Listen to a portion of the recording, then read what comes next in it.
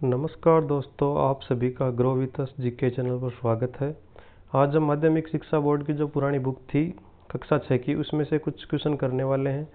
आजकल क्या एग्ज़ाम का पैटर्न चेंज हुआ है, उसमें से पुरानी बुकों में से सीधे क्वेश्चन उठाए जा रहे हैं। तो हम कुछ क्वेश्चन कर रहे हैं आज राजस्थान के जो जनपद थे उनसे संबंधित। तो उनमें से हम पहला क्वेश्चन अभी देख रहे हैं कि पहला क्वेश्चन है अपने पास में कि मरु प्रदेश किसका प्रारंभिक जनतंत्र था। तो अपने पास चार ऑप्शन है, शकों, आर्यों, कुषाणों और यूनानियों का। तो इसका जो सही ऑप्शन है वो है आर्यों का। ठीक है, चलो अगले क्वेश्चन पे बढ़ते हैं। दूसरा क्वेश्चन है कि मरु प्रदेश में शामिल क्षेत्र थे। मरु प्रदेश में कौन से क्षेत्र शामिल थे। पहला ऑप्शन है अपने पास में बीकानेर, दूसरा है नागौर, तीसरा है चूरू, चौथा है जैसलमेर, पांचवा है गंगानगर। तो मरु प्रदेश में कौन से क्षेत्र शामिल थे।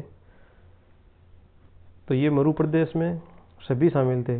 सभी में कौन सा ऑप्शन है, ये चौथा ऑप्शन। इसमें 1 2 3 4 ये सब सही है। ठीक है, नेक्स्ट क्वेश्चन। मरु प्रदेश के विस्तार से कौन से जनपदों का निर्माण हुआ।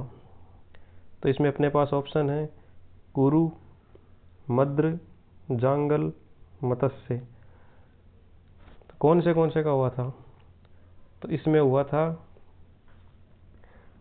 कुरु, मद्र और जांगल। ये मरु प्रदेश में मत्स्य का नहीं हुआ था निर्माण। तो इसमें से ऑप्शन कौन सा सही है। इसमें पहला, दूसरा और तीसरा, ये ऑप्शन बी सही है। ठीक है, नेक्स्ट क्वेश्चन। चौथा क्वेश्चन अपने पास में कि मरु प्रदेश का किन प्राचीन ग्रंथों में वर्णन मिलता है। ऑप्शन ऋग्वेद, सेकंड रामायण, तीसरा चरक संहिता, चौथा महाभारत, पांचवा वृहद संहिता, छठा राजतरंगिणी। तो किस में मिलता है। मरु प्रदेश का वर्णन है वो सिर्फ राजतरंगिणी को छोड़ के बाकी सभी में इसका वर्णन मिलता है। तो इसका ऑप्शन कौन सा सही हो जाएगा, सी, फर्स्ट, सेकंड, थर्ड, फोर्थ और 5। मतलब सभी में हो जाएगा। राजतरंगिणी में मरु प्रदेश का वर्णन नहीं मिलता है। ठीक है, नेक्स्ट क्वेश्चन। जांगल जनपद में वर्तमान की दृष्टि से कौन सा क्षेत्र शामिल था। मतलब उस समय में जो जांगल जनपद था वो आज के समय में वो एरिया कौन सा है, ये पूछना चाह रहे हैं। तो इसमें अभी पहला क्या है बीकानेर, दूसरा नागौर, तीसरा जोधपुर, चौथा अजमेर। तो जांगल प्रदेश में आज के है वो बीकानेर भी है, नागौर भी है और जोधपुर भी है, ये अजमेर नहीं है। तो इसमें से कौन सा ऑप्शन सही हो गया, फर्स्ट, सेकंड और थर्ड, ये सी ऑप्शन सही हो गया। ठीक है, नेक्स्ट क्वेश्चन पे बढ़ते हैं। छठा क्वेश्चन है कि जांगल प्रदेश वो जनपद था उसकी राजधानी क्या थी। पहला ऑप्शन है कि जांगलू, दूसरा नेहड़ी, तीसरा अही छत्रपुर, चौथा बीकानेर। तो जांगल प्रदेश था उसकी राजधानी कौन सी थी, राजधानी थी ये अही छत्रपुर। ठीक है, तो इसका ऑप्शन सी सही हो गया। ठीक है, अगले क्वेश्चन पे चलते हैं। अही छत्रपुर वर्तमान में किस स्थान का प्रतिनिधित्व करता है। अभी जो पिछला क्वेश्चन था उसी को दूसरी लैंग्वेज में बना के लिखा है कि बीकानेर, नागौर, चूरू और डीडवाना। तो कौन सा था, नागौर। तो इसमें ऑप्शन बी सही हो गया। Next question 8 number. पौराणिक मान्यताओं के अनुसार भगवान श्री कृष्ण और बलराम किस जनपद से गुजरे थे। ठीक है, तो इसमें अपने पास ऑप्शन है जांगल प्रदेश, मत्स्य, सीवी और अर्जुनयन। तो किस में से गुजरे थे। तो इसका ऑप्शन अपने पास सही है, जांगल प्रदेश। ठीक है, नेक्स्ट क्वेश्चन कि मत्स्य जनपद के संबंध में सत्य कथन। अपने पास 4 कथन दिए हुए हैं, कौन सा सही है कौन सा गलत है वो अपने को देखना है। इसका उल्लेख ऋग्वेद में मिलता है। महाभारत में मत्स्य जनपद की राजधानी विराटनगर, बैराट जयपुर के पास में वहाँ थी। इसका वर्णन चीनी यात्री युवान चांग ने किया था। और चौथा, यह जनपद अलवर एवं भरतपुर के मध्य स्थित है। ठीक है, तो इसमें ये चारों ऑप्शन हैं जो सही है, तो इसका ऑप्शन सही कौन सा हो जाएगा, ये ए डी ऑप्शन। इसमें फर्स्ट, सेकंड, थर्ड, फोर्थ चारों जो अपने को कथन दिए हुए हैं ये सही है एकदम से। नेक्स्ट क्वेश्चन 10 नंबर, कि मौर्योत्तर कालीन राजस्थान में मुख्य जनपद थे। पहला ऑप्शन है मरु, जांगल, सूरसेन, वागड़। दूसरा है योध्या, अर्जुनयन, मालव, सीवी। तीसरा है योद्रिपा, मरु, सूरसेन। चौथा है मालवा, वागड़, मरु और मत्स्य। कौन सा सही है? इसमें ऑप्शन सेकंड सही है कि मौर्योत्तरकालीन राजस्थान में मुख्य जनपद थे वो थे योध्या, अर्जुनयन, मालव और सीवी। ऑप्शन बी ये सही है। ओके, अगर आपको ये सेशन पसंद आए तो आप अपने दोस्तों के साथ शेयर कीजिए, लाइक कमेंट कीजिए। अगला क्वेश्चन, राजस्थान के भरतपुर, धौलपुर, करौली के भूभाग किस प्राचीन जनपद के भाग थे जिसकी राजधानी मथुरा थी? ठीक है, अपने पास ऑप्शन है सीवी, दूसरा अर्जुनयन, तीसरा सूरसेन, चौथा मत्स्य। जिसकी राजधानी थी वो मथुरा थी, वो अपने पास है, वो है सूरसेन। ठीक है, नेक्स्ट क्वेश्चन, सिकंदर का आक्रमण हुआ था, उस पर क्वेश्चन है कि सिकंदर के आक्रमण के पश्चात अपनी स्वतंत्रता को सुरक्षित रखने को उत्सुक पंजाब और टक की जातियां जो राजस्थान आकर बस गई थी। कौन सी चार जातियां अपने पास दे रखी हैं कि मालव, सीवी, अर्जुनयन और सूरी। तो कौन सी जातियां हैं जो राजस्थान में आ गई थी सिकंदर के आक्रमण के पश्चात? तो उनमें है मालव, सीवी और अर्जुनयन। ये तीन जातियां थी जो राजस्थान में आ गई थी। तो ये तीन ऑप्शन किसमें है? ये ऑप्शन सी में है।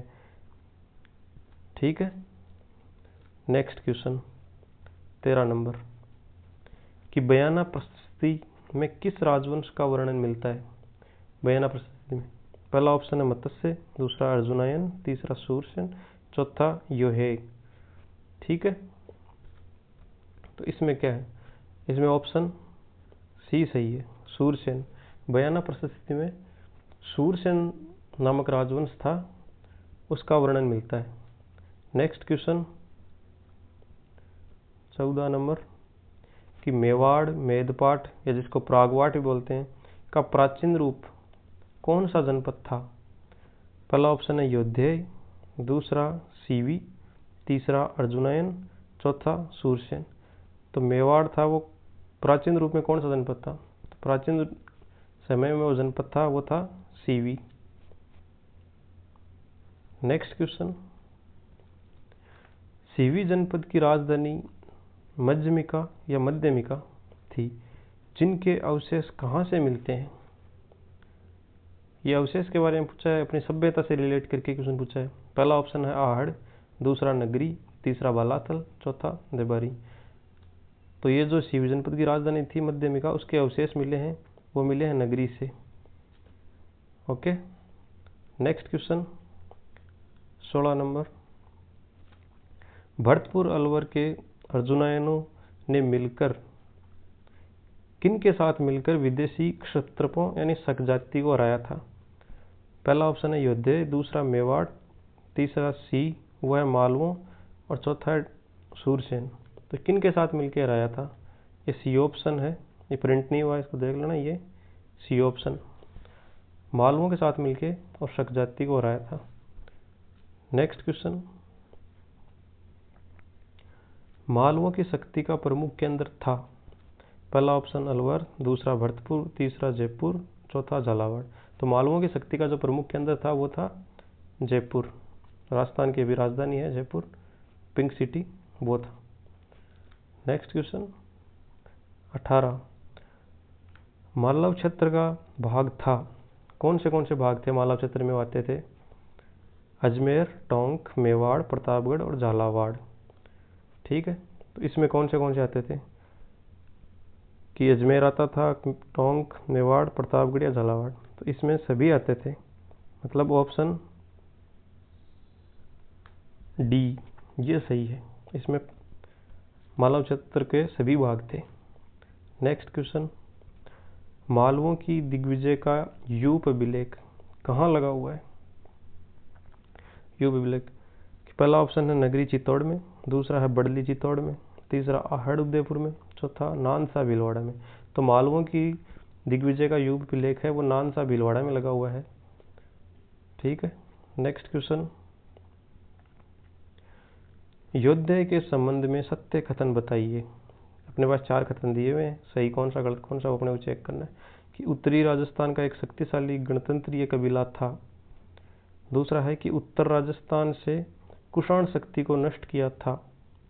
5वीं सदी के बाद हूण आक्रमणों ने गणतंत्रीय व्यवस्था को समाप्त कर दिया था। और चौथा ऑप्शन है कि वृहत संहिता में इनके पतन का वर्णन मिलता है।